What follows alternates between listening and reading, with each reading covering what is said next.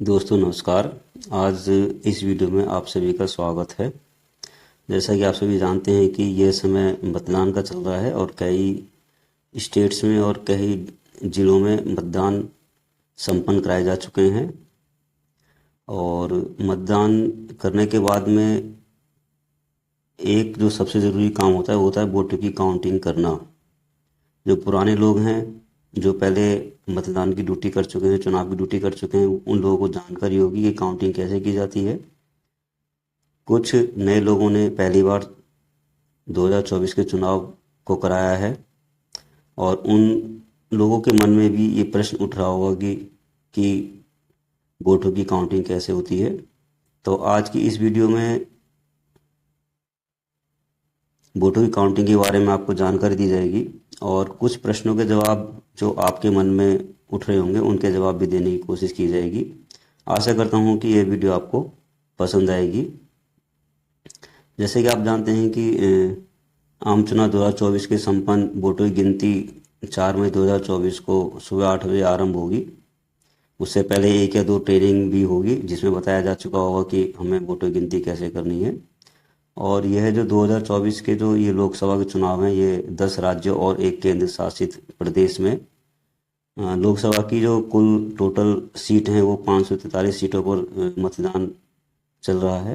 पहले चरण में 102 सीटों के लिए मतदान हुआ है, दूसरे चरण में 88 और तीसरे चरण में कुल 93 लोकसभा सीटों पर मतदान हो चुका है।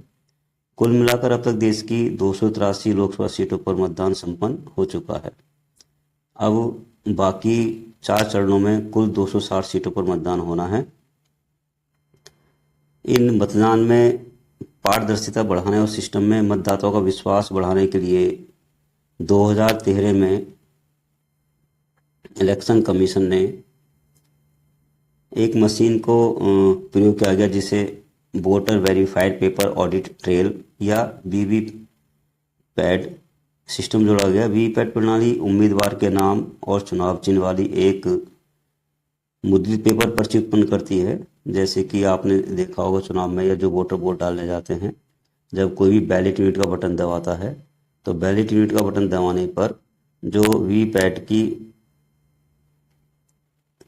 जो डिस्प्ले विंडो है, डिस्प्ले विंडो में जो मतदाता अपने उम्मीदवार को जो वोट डालता है उसमें उसकी चुनाव चिन्ह वाली एक पर्ची निकलती है जो 7 सेकंड तक मतदाता देख सकता है और 7 सेकंड के बाद वह अपना आप ही कटकर जो उसका विंडो बॉक्स है उसमें कटकर गिर जाती है। इसी में 8 अप्रैल 2019 को सुप्रीम कोर्ट ने ईसीआई को निर्देश दिया कि संसदीय क्षेत्र के प्रत्येक विधानसभा क्षेत्र में अनियमित रूप से चयनित मतदान केंद्रों में मुद्रित वीवीपैट पर्चियों की ईवीएम से मिलान किया जाना चाहिए। मतलब जो सीयू है, कंट्रोल यूनिट, और वीवीपैट की पर्ची दोनों का आपस में मिलान होना जरूरी है। अब अगला प्रश्न आता है कि इसमें वोटों की गिनती के लिए कौन जिम्मेदार है। तो इसमें सबसे पहले जो आरओ होता है, रिटर्निंग ऑफिसर, जो वहाँ का उस जिले का डीएम होता है और एक निर्वाचन क्षेत्र में चुनाव कराने के लिए जिम्मेदार होता है, जिसमें वोटों की गिनती भी शामिल होती है। यह डीएम की एक दायित्व बनता है कि वह वहाँ पर जिस तरीके से शांतिपूर्वक चुनाव कराया गया है उसी तरह शांतिपूर्वक वोटों की गिनती को भी संपन्न कराए। आरओ राज्य सरकार के परामर्श से प्रत्येक निर्वाचन क्षेत्र के लिए ईसीआई द्वारा नामित सरकार या स्थानीय प्राधिकार का एक अधिकारी होता है। अब अगला प्रश्न आपके मन में उठा होगा कि वोटों की गिनती कहाँ होती है। वोटों की गिनती के लिए आरओ ही उस स्थान का निर्णय करता है जहां संसदीय क्षेत्र के वोटों की गिनती की जाएगी। मतगणना की तारीख और समय इलेक्शन कमीशन ऑफ इंडिया द्वारा तय किया जाता है और आदर्श रूप से किसी निर्वाचन क्षेत्र के लिए वोटों की गिनती एक ही स्थान पर की जानी चाहिए। अधिकतर उस निर्वाचन क्षेत्र के आरओ के मुख्यालय में इसे आरओ की निगरानी में किया जाना चाहिए। हालांकि प्रत्येक संसदीय क्षेत्र में कई विधानसभा क्षेत्र होते हैं और इस स्थिति में सहायक रिटर्निंग ऑफिसर एआरओ, जो वहाँ के उस डिस्ट्रिक्ट के जो एसडीएम होते हैं उनको एआरओ कहा जाता है, उनकी सीधी निगरानी में विभिन्न विधानसभा क्षेत्रों के लिए अलग अलग स्थानों पर गिनती हो सकती है। अब आप इसमें आगे देख रहे होंगे काउंटिंग हॉल का लेआउट। जो काउंटिंग जहाँ होगी उस काउंटिंग हॉल का लेआउट किस तरह होता है। मतगणना केंद्र के अंदर बैठने की जो व्यवस्था होती है वो आप देख सकते हैं। इसमें जो आपको दिखाई दे रहा है यहाँ पर एक ब्लैक बोर्ड है जिस पर वोटों की काउंटिंग का रिजल्ट दिखा जाता है। और नीचे आप देखेंगे तो इसमें इस तरह से कर कर ये आप देख रहे हैं इसमें उम्मीदवारों की एजेंट। और यदि आप देखें तो यहाँ पर ये जो उम्मीदवारों के एजेंट होते हैं जो जो वो खड़े रहते हैं। और ये जो हिस्सा देख रहे हैं आप यहाँ पर जो वोटिंग काउंटिंग के लिए जो ऑफिसर जिनकी ड्यूटी लगाई जाती है वो यहाँ पर बैठे होते हैं। ये एक एक टेबल होती है और एक एक टेबल पर एक एक वोटिंग मशीन को रखा जाता है। तो इस तरह से लगभग एक रो में ये लगभग 7 टेबल होती हैं, 7 मेज होती हैं। और यहाँ आप देख रहे हैं इसमें उम्मीदवारों के एजेंट रहते हैं। और इसी तरह से यदि आप देखेंगे तो इसमें दूसरी तरफ भी इसी तरह से 7 रो हैं और यहाँ पर उम्मीदवारों के एजेंट बैठते हैं। और ये इस तरह से यहाँ पर 7 टेबल लगाई जाती हैं जिस पर वोटिंग काउंटिंग के अधिकारी बैठते हैं। और यदि आप यहाँ देखेंगे तो इसमें यहाँ पर एक जो रिटर्निंग ऑफिसर जो वहाँ पे डीएम होता है उनके बैठने का स्थान होता है। उसके साथ में एआरओ का भी स्थान होता है। ये भी उस रिजल्ट को देखते हैं और रिजल्ट काउंटिंग करने के बाद में जब वह ब्लैक बोर्ड जो आपने देखा है इस ब्लैक बोर्ड पर लिखा जाता है उस रिजल्ट को इस ब्लैक बोर्ड पर। अब आप इसमें देखेंगे कि जैसे कि आपने देखा CS का मतलब क्या है, काउंटिंग सुपरवाइजर। जो काउंटिंग सुपरवाइजर होता है जो वोटों की गिनती करेगा उसको काउंटिंग सुपरवाइजर कहते हैं। और उसके बाद में एआरओ जो असिस्टेंट रिटर्निंग ऑफिसर एआरओ होते हैं और एक क्लर्क उसमें होता है, आरओ रिटर्निंग ऑफिसर कहते हैं। और उम्मीदवारों की काउंटिंग के जो एजेंट बनाए होते हैं वो एजेंट अंदर जा सकते हैं। अब इसमें जो काउंटिंग होती है ये काउंटिंग लगभग एक राउंड में 14 ईवीएम से वोटों की गिनती की जाती है। पहले राउंड में जैसा आपने देखा था कि 14 टेबल लगी हुई हैं, 14 टेबल पर CS बैठते हैं जो वोटों की काउंटिंग करते हैं CO से। और इसमें एक साथ संसदीय क्षेत्र विधानसभा या लोकसभा चुनावों के मामले में जैसे कि उड़ीसा पहले 7 टेबलों का उपयोग विधानसभा चुनावों के लिए वोटों की गिनती के लिए किया जाता है और बाकी का उपयोग संसदीय चुनावों के लिए किया जाता है। बड़ी संख्या में उम्मीदवारों वाले निर्वाचन क्षेत्र में भीड़ भाड़ के बिना एक ही हॉल में सभी उम्मीदवारों के वोटों की गिनती करना संभव नहीं हो सकता। ऐसी स्थिति में ECI की अनुमति से मतगणना हॉल या टेबल की संख्या बढ़ाई जा सकती है। पहले खंड में परिणाम घोषित होने के बाद एक हॉल का उपयोग दूसरे विधानसभा क्षेत्र के वोटों की गिनती के लिए भी किया जा सकता है। हालांकि किसी भी समय एक हॉल में केवल एक विधानसभा क्षेत्र के लिए गिनती की जा सकती है। अब आपके मन में प्रश्न उठा हुआ कि गिनती की प्रक्रिया क्या है, यह प्रक्रिया कैसे होती है। तो मतगणना का कार्य आरओ द्वारा नियुक्त गणना पर्यवेक्षकों द्वारा किया जाता है जिसमें ट्रांसपेरेंसी हो, निष्पक्षता हो। करने के लिए मतगणना अधिकारी की नियुक्ति 3 चरणों वाली रैंडमाइजेशन प्रक्रिया के माध्यम से की जाती है। काउंटिंग हॉल में उम्मीदवार अपने काउंटिंग एजेंट और चुनाव एजेंटों के साथ भी मौजूद रहते हैं। वोटों की गिनती इलेक्ट्रॉनिकली ट्रांसमिटेड पोस्टल बैलेट जिसे ETPB और पोस्टल बैलेट PV से शुरू होती है। इन वोटों की गिनती आरओ की सीधी निगरानी में की जाती है। ईवीएम की गिनती जो पोस्टल बैलेट की गिनती शुरू होने के 30 मिनट बाद शुरू हो सकती है। पहले जो पोस्टल बैलेट होंगे या ईवीएम की जो पर्ची होंगी वो काउंटिंग की जाएंगी और उसके बाद में CO की काउंटिंग होगी। भले ही सभी PV की गिनती नहीं की गई हो, प्रत्येक दौर की गिनती के अंत में 14 ईवीएम से परिणाम घोषित किए जाते हैं। जैसा कि आपने जो काउंटिंग हॉल में ब्लैक बोर्ड देखा था वहाँ पर जैसे ही 14 ईवीएम की काउंटिंग की जाती है तो उसको उस रिजल्ट को वहाँ पर लिख दिया जाता है और अनाउंस भी किया जाता है। आरओ के द्वारा बताया जाता है कि कौन सी पार्टी को कितने वोट मिले हैं। नेक्स्ट है वीवीपैट पर्चियों की गिनती की प्रक्रिया क्या है। ECI वीवीपैट मिलान के लिए संसदीय क्षेत्र के प्रत्येक विधानसभा क्षेत्र के लिए अनियमित रूप से एक ईवीएम का चयन करने की प्रक्रिया निर्धारित करता है। वीवीपैट पेपर पर्चियों का सत्यापन मतगणना हॉल में एक सुरक्षित वीवीपैट काउंटिंग बूथ के अंदर किया जाता है जहां केवल अधिकृत कर्मियों की पहुंच होती है। बाहर का कोई व्यक्ति वहां पर प्रवेश नहीं कर सकता। ईवीएम वोटों की गिनती शुरू करने के बाद हॉल में किसी भी काउंटिंग टेबल को वीवीपैट काउंटिंग बूथ में बदला जा सकता है। संसदीय निर्वाचन क्षेत्रों में आमतौर पर 5 से 10 विधानसभा क्षेत्र होते हैं। अभी हाल ही में सुप्रीम कोर्ट ने फैसला किया है कि प्रत्येक विधानसभा क्षेत्र के लिए अनियमित रूप से चुने गए मतदान केंद्रों की वीवीपैट पर्चियों का मिलान संबंधित ईवीएम से दिखाए गए परिणाम से किया जाएगा। जो सीयू कंट्रोल यूनिट के अंदर जो परिणाम होगा मतदान का, उस मतदान का मिलान ईवीएम की के साथ बूथ पर लगाए गए वीवीपैट की पर्चियों से उसका मिलान किया जाएगा। इसका तात्पर्य यह है कि प्रत्येक संसदीय क्षेत्र के लगभग 50 मशीनों के लिए वीवीपैट पेपर पर्चियों का मिलान करना आवश्यक है। इस प्रक्रिया के लिए आरओ या एआरओ के व्यक्तिगत पर्यवेक्षण की आवश्यकता होती है, क्योंकि यह जो काउंटिंग होगी ये आरओ और एआरओ की सीधी निगरानी में होगी, डायरेक्शन में होगी। ईसीआई ने यह भी निर्णय लिया है कि 5 वीवीपैट की गिनती क्रमिक रूप से की जाएंगी। वीवीपैट मिलान प्रक्रिया पूरी होने के बाद आरओ निर्वाचन क्षेत्र के अंतिम परिणाम घोषित कर सकता है।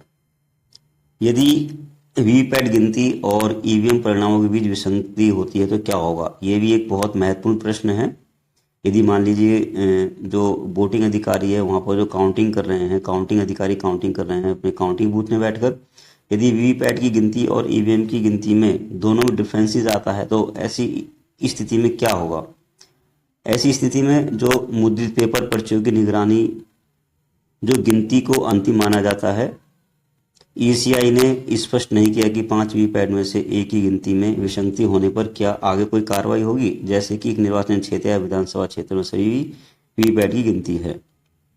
यदि ईवीएम और वीवीपैट की वोटिंग गिनने में दोनों में अंतर आता है, दोनों में डिफरेंसेस आता है, तो जो वीवीपैट की जो पर्चियां हैं उस पर्ची को ही अंतिम निर्णय माना जाएगा। अब यहाँ पर कुछ वोट काउंटिंग से संबंधित कुछ प्रश्न पे उत्तर देने की कोशिश की गई है। जो प्रत्येक के जब ड्यूटी लगती है प्रत्येक कर्मचारी तो उनके मन में प्रश्न उठते हैं, तो उनके प्रश्नों के उत्तर देने की कोशिश की जा रही है। जिसमें से प्रश्न है मतगणना कब शुरू होती है और कितना समय लगता है। तो इसका जो उत्तर है, इलेक्शन कमीशन के मुताबिक वोटों की गिनती सुबह 8 बजे से शुरू हो जाती है। वोटिंग गिनती तो 8 बजे शुरू होगी, लेकिन जो काउंटिंग ऑफिसर्स होते हैं जिनकी काउंटिंग में ड्यूटी लगी होती है वहाँ पर सुबह 6 बजे पहुँच जाते हैं, क्योंकि उससे पहले ही बहुत सारी प्रक्रिया होती हैं जो इलेक्शन कमीशन के द्वारा वहाँ कराई जाती हैं। किसी विशेष परिस्थिति में समय में बदलाव भी किया जा सकता है। सबसे पहले वैलिड पेपर और ETPBS यानी electronically transmitted postal ballot system के जरिए दिए गए वोटों की गिनती होती है। इस माध्यम से आमतौर पर सरकारी कर्मचारी वोट करते हैं। सर्विस वोटर में सैनिक, चुनाव ड्यूटी में तैनात कर्मचारी होते हैं, देश के बाहर कार्यरत सरकारी अधिकारी होते हैं, प्रिवेंटिव डिटेंशन में रहने वाले लोग होते हैं। इस प्रक्रिया में करीब आधे घंटे का समय लगता है। लगभग 8:30 बजे के बाद सभी टेबलों पर एक साथ ईवीएम के वोटों की काउंटिंग शुरू होती है। मतगणना केंद्र में मौजूद रिटर्निंग ऑफिसर यानी आरओ प्रत्येक राउंड की गिनती के लिए करने के बाद रिजल्ट बताते हैं और इस चुनाव आयोग की वेबसाइट पर भी अपडेट किया जाता है। जैसे ही वोटों की काउंटिंग होती है, जैसे ही आरओ के द्वारा वोटों के रिजल्ट की घोषणा की जाती है तो उसको उसी के साथ साथ ईसीआई की वेबसाइट पर ही अपलोड किया जाता है, जिससे कि पब्लिक भी जान सकेगी कि किस पार्टी को कितने वोट मिले हैं। मतों की जो काउंटिंग होती है उसका पहला रुझान जो स्टार्ट होता है वो 9 बजे से आना शुरू हो जाता है। 9 बजे आरंभ होता है लगभग। चुनाव आयोग के मुताबिक या चुनाव आयोग के अनुसार ईवीएम वोटों के अंतिम 2 राउंड की गिनती तभी की जा सकती है जब निर्वाचन क्षेत्र के सभी डाक मतपत्र पहले ही गिने जा चुके हों। साफ है कि ईवीएम पर वोटों की गिनती में लगने वाला समय वास्तव में इस बात पर भी निर्भर करता है कि मैन्युअली डाक मतपत्रों की गिनती में कितना समय लगता है। इसी काउंटिंग से संबंधित अगला प्रश्न है कि मतगणना का प्रोटोकॉल क्या होता है। तो इसका उत्तर है रिप्रेजेंटेशन ऑफ पीपल्स एक्ट 1951 के सेक्शन 128 और 129 के मुताबिक मतगणना से जुड़ी जानकारी को गुप्त रखना बहुत जरूरी है। मतगणना से पहले कौन से अधिकारी किस निर्वाचन क्षेत्र की ओर और कितने नंबर की टेबल पर गिनती करेंगे, ये सारी जानकारी पहले नहीं बताई जाती है, इसको गुप्त रखा जाता है। सुबह 6 बजे सभी अधिकारियों की मतगणना सेंटर पर एंट्री होनी चाहिए या वहां पर पहुंच जाना चाहिए। इसके बाद जिले के मुख्य निर्वाचन अधिकारी और मतगणना केंद्र के रिटर्निंग ऑफिसर रैंडम तरीके से सुपरवाइजर और कर्मचारी को हॉल नंबर और टेबल नंबर अलॉट करते हैं। किसी एक मतगणना हॉल में काउंटिंग के लिए 14 टेबल और एक टेबल रिटर्निंग अधिकारी के लिए लगा होता है। किसी हॉल में 15 से ज़्यादा टेबल लगाने का नियम नहीं है। हालांकि विशेष परिस्थिति में मुख्य निर्वाचन अधिकारी के आदेश पर टेबल की संख्या को बढ़ाया जा सकता है, जैसे मध्य प्रदेश के इंदौर में 21 काउंटिंग टेबल को लगाया गया था। यह भी एक अपवाद या रेयर केस में होगा, तब जरूरत होगी। अगला प्रश्न है, हर उम्मीदवार के कितने एजेंट हॉल में मौजूद रह सकते हैं? मतगणना के दौरान सभी टेबलों पर हर उम्मीदवार की ओर से एक एजेंट होता है। वही एक एजेंट रिटर्निंग ऑफिसर के पास बैठता है। इस तरह एक हॉल में किसी भी उम्मीदवार की ओर से 15 से ज़्यादा एजेंटों को मौजूद रहने की अनुमति नहीं दी जाती। विशेष परिस्थिति में टेबल की संख्या बढ़ाए जाने पर एजेंटों की संख्या बढ़ सकती है। अगला प्रश्न है, क्या एक विधानसभा क्षेत्र के लिए एक ही काउंटिंग सेंटर होता है? हाँ, एक विधानसभा क्षेत्र के लिए एक ही काउंटिंग सेंटर होता है। संसदीय क्षेत्र के मतगणना एक से ज्यादा जगहों पर की जा सकती है। अब अगला प्रश्न आता है कि मतगणना के दौरान उम्मीदवारों के एजेंटों की नियुक्ति कौन करता है? इसका उत्तर, उम्मीदवार खुद अपने एजेंट चुनता है और स्थानीय निर्वाचन अधिकारी से अप्रूव करवाता है। निर्वाचन संचालन अधिनियम 1961 के प्रारूप 18 में इस तरह की नियुक्ति की बात कही गई है। मतगणना एजेंटों की लिस्ट नाम और फोटो सहित काउंटिंग की तारीख से 3 दिन पहले ही जारी की जाती है।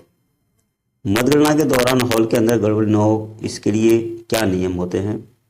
किसी भी गड़बड़ी को रोकने के लिए कुछ सावधानियां उपयोग की जाती हैं, जैसे काउंटिंग के समय रिटर्निंग अधिकारी चाहे तो किसी भी एजेंट की तलाशी ले सकते हैं। हर उम्मीदवार के एजेंट को एक तरह के बैज दिया जाता है या आइडेंटिटी कार्ड तैयार किया जाता है, ताकि उन्हें देखकर समझा जा सके कि ये किस उम्मीदवार के एजेंट हैं। अगला जो ध्यान देने वाली बात है कि एक बार हॉल में आने वाले एजेंट को गिनती खत्म होने तक बाहर जाने की अनुमति नहीं है। रिटर्निंग ऑफिसर हॉल में किसी भी व्यक्ति को निर्देश नहीं मानने पर बाहर कर सकते हैं। ये ध्यान रखना होगा। जो एजेंट बनते हैं, हॉल के पास ही पानी, टॉयलेट, भोजन आदि की व्यवस्था की गई होती है। मतगणना में तैनात कर्मचारी और सुरक्षा कर्मियों के अलावा किसी को भी काउंटिंग हॉल में मोबाइल ले जाने की अनुमति नहीं होती है। और हॉल में मौजूद पर्यवेक्षक अधिकारी हर राउंड की गिनती के बाद रैंडम किसी 2 टेबल को सिलेक्ट करके दोनों टेबलों को की वोटों का मिलान करता है। जब रिजल्ट सही से मिलान हो जाता है, तभी इसे ईसीआई की वेबसाइट पर अपलोड किया जाता है। अगला प्रश्न है कि अगर रिटर्निंग ऑफिसर शिकायत पर एक्शन नहीं लेता है तो क्या करेंगे? मतगणना के दिन किसी भी तरह की गड़बड़ी की शिकायत वहां मौजूद रिटर्निंग ऑफिसर से करें।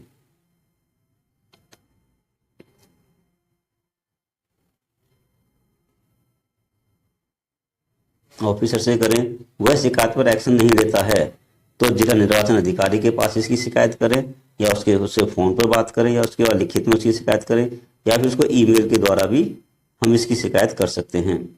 इसके अलावा चुनाव आयोग से सीधे तौर पर शिकायत कर सकते हैं। शिकायत के लिए दिल्ली स्थित इलेक्शन कमीशन ऑफिस में एक कंट्रोल रूम भी बना होता है, जहां पर आप इसकी शिकायत कर सकते हैं। क्या इन बातों की शिकायत कुछ दिन बाद भी की जा सकती है? कुछ व्यक्ति के मन में ये प्रश्न उठा होगा कि उस समय की काउंटिंग में गलती थी या कमी थी या गलत या कुछ गड़बड़ पाई गई है कि उसकी शिकायत हम बाद में कर दें। तो ऐसा नहीं है, उसके लिए एक समय निर्धारित किया गया है। नहीं, इसकी शिकायत फौरन करनी चाहिए। आपको जैसे ही गड़बड़ी की आशंका या आपको पता लगे कि गड़बड़ी हो रही है, वहीं पर ऑन द स्पॉट बताएं। देर करने का कोई मतलब नहीं है। चुनाव आयोग ने इसके लिए 24 घंटे का समय तय किया है कि आप 24 घंटे के अंदर अंदर उसकी शिकायत कर सकते हैं। इसका मतलब 4 जून को जो काउंटिंग होगी, यदि उसमें आपको गड़बड़ी मिलती है तो 4 जून की काउंट के समय, कब से, जब आपकी काउंटिंग हुई 8 बजे से काउंटिंग हो रही है, उसके बाद दूसरे दिन दूसरे दिन यानी 5 जून की सुबह 8 बजे तक, इसका मीन 24 घंटे के अंदर आपको इसकी शिकायत करनी होगी।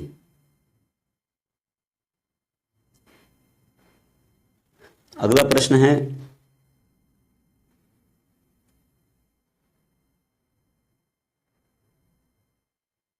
Next question number 9। मान लीजिए कि मैं कर्नाटक का रहने वाला हूं और काउंटिंग वाले दिन मैं किसी काम से दिल्ली में था, तो मुझे अपने राज्य की मतगणना में कुछ गड़बड़ होने की बात पता चली, तो तब मैं क्या शिकायत कर सकता हूं? तो इस प्रश्न का उत्तर हाँ में है। ऐसा आप कर सकते हैं कि जिस व्यक्ति ने आपको इसकी सूचना फोन पर दी है उसे सबसे पहले शिकायत ऑन द स्पॉट करनी होगी। वैसे तो आप देश दुनिया में किसी भी हिस्से से इसकी शिकायत कर सकते हैं, बस इसके लिए आपकी सिटीजनशिप भारत की होनी चाहिए, तब आप इसकी शिकायत कर सकते हैं। अगला प्रश्न है, मतगणना केंद्र पर काउंटिंग में गड़बड़ी के दोषी पाए गए तो क्या होगा? जो वहां के रिप्रेजेंटेशन ऑफ पीपल एक्ट 1951 की सेक्शन 136 के तहत मतगणना केंद्र पर गड़बड़ी करने वाले कर्मचारी और नागरिक दोनों के लिए सजा का प्रावधान है। दोषी पाए जाने पर 6 महीने से लेकर 2 साल तक की जेल या जुर्माना, और यह दोनों भी हो सकती हैं। इसके नेक्स्ट अगला क्वेश्चन है कि वोटिंग मशीन के बदलने या उससे छेड़छाड़ की शिकायत मिलने पर क्या करेंगे? किसी केंद्र पर वोटिंग मशीन बदलने या उससे छेड़छाड़ की शिकायत मिलती है तो तुरंत रिटर्निंग ऑफिसर इसकी जांच करेगा। अगर ये साबित हो जाता है कि वोटिंग मशीन से छेड़छाड़ की गई है तो उसे अलग रखा जाएगा और उसमें रिकॉर्ड जो वोट हैं, जो वोट उसके अंदर डाली गई हैं, उनकी गिनती नहीं होगी। इसकी सूचना राज्य और केंद्र के चुनाव आयोग दोनों कार्यालय को कर दी जाएगी। पूरी तरह से मतगणना को रोकना जरूरी नहीं है, सिर्फ उसी मशीन को लेकर शिकायत मिली है तो उसे ही अलग रखा जाएगा, उसकी वोटों की गिनती भी नहीं की जाएगी।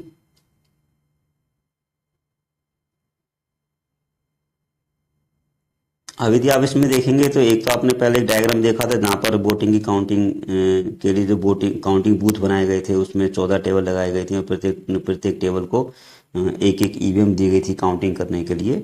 और ये जो दूसरा जो बूथ है, ये है काउंटिंग हॉल में पुलिस तक की एंट्री नहीं होगी, ये लोग काउंटिंग हॉल में जा सकते हैं। तो कौन कौन से लोग काउंटिंग हॉल में जा सकते हैं और किन किन लोगों की काउंटिंग हॉल में प्रवेश वर्जित है, इसकी जानकारी।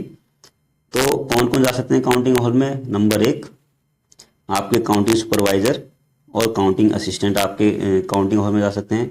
उसके बाद इलेक्शन कमीशन से ऑथराइज जो अधिकारी हैं वो अंदर जा सकते हैं। उसके बाद मतगणना केंद्र पर लगाए गए सरकारी कर्मचारी जिनका एक इलेक्शन कमीशन द्वारा या आरओ के द्वारा एक आइडेंटिटी कार्ड, एक परिचय पत्र बनाया जाता है जिसकी पहचान कर उसको वहां पर प्रवेश दिया जाता है। उम्मीदवार और उनके इलेक्शन एजेंट और वो काउंटिंग एजेंट। और इसमें सबसे मुख्य बात का ध्यान क्या रखा जाता है कि सभी के पास में अपने अपने जो परिचय पत्र वो रहते हैं। और इसमें कौन कौन व्यक्ति हैं या किन किन व्यक्ति की वहां पर एंट्री नहीं हो सकती, किन किन व्यक्ति का प्रवेश वर्जित है। एक तो अंदर पुलिस नहीं जा सकती जब तक कि रिटर्निंग अधिकारी, जो रिटर्निंग ऑफिसर है, जब तक कि वो हॉल के अंदर ना बुलाए। और उसका अगला केंद्र और राज्य के मंत्री अगर वो उम्मीदवार नहीं है, यदि वो उम्मीदवार नहीं तो वहां पर भी प्रवेश नहीं कर सकते। इलेक्शन एजेंट और काउंटिंग एजेंट भी कानूनी प्रक्रिया पूरी किए बिना अंदर नहीं जा सकते। दोस्तों, यहाँ पर इस वीडियो को समाप्त होता है और आशा करता हूँ आपको ये वीडियो पसंद आएगी और इस वीडियो का ज़्यादा से ज़्यादा लोगों को जानकारी मिल सके, इसके लिए आप इस वीडियो को शेयर करें, लाइक करें और यदि कर सकते हैं तो एक सब्सक्राइब भी कर दें, जिससे कि मुझे आगे और वीडियो बनाने के लिए मोटिवेशन मिलता है। जिस पे व्यूज आते हैं तो मुझे और भी अच्छा लगता है और मोटिवेशन मिलता है, जिससे मैं और आपके लिए अच्छी अच्छी वीडियो बना सकूं। धन्यवाद।